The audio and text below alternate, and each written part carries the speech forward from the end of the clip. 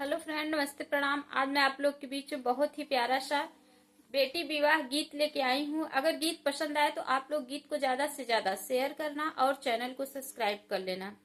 बाबा के बगिया में बोलेला कोयलरिया, अरे बोला कोयलरिया, अरे सुगना बोलेला सीताराम रे लनवाय रे सुगना बोलेला सीताराम रे ललनवा।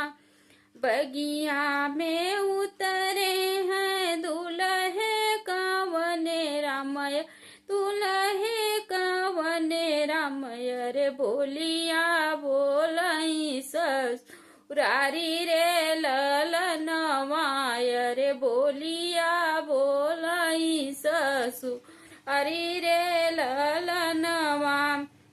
घर में से निकली है बेटी हो कावनी देई, अरे बेटी हो कावनी देई, अरे लिहलेनी बात समझावै रे ललनवाय रे लिहलेनी त समझावै रे ललनवा।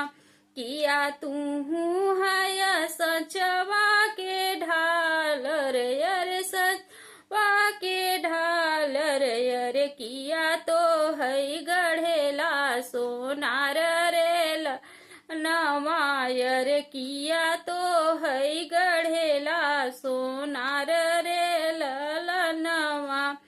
किया तू हऊ धान सचवा के ढाल रे, अरे की तो है गढ़ेला सोनार रे ललनवाय रे, की तो है गढ़ेला सोनार रे ललनवा। नाही हम धन सचवा के ढाल रे, अरे नाही हम गढ़ेला सोनार रे ललनवाय रे, नाही हम गढ़े सोनार रे ललनवा। माया त हमका स्वामी दिहली जनमवाय रे, दिहली जनमवाय रे, सूरत दिहे भगवान रे ललनवाय रे, सूरत दिहे भगवान रे ललनवा। बाबा के बगिया में बोलेला कोयलरिया, बोलेला कोयलरिया, अरे सुगना बोलेला सीताराम रे ललनवाय रे, सुगना बोलेला सीताराम रे ललनवा। गीत पसंद आया तो ज्यादा से ज्यादा शेयर करना, एक प्यारा छोटा सा कमेंट जरूर करना। मिलते हैं नेक्स्ट वीडियो में, तब तक के लिए जय श्री कृष्णा, जय श्री राधे।